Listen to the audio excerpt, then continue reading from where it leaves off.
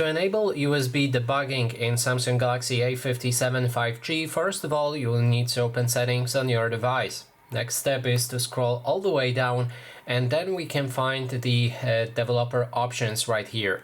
If you cannot see it, enter about phone instead and look for software information. Keep clicking on the build number until it says that you are a developer or asks you for the phone unlock.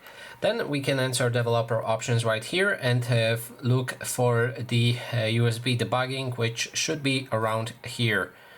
Now we'll be able to enable it. In case that it's locked out, as it is for me, we'll need to disable auto blocker. Again, you'll be able to find auto blocker in security and privacy right there.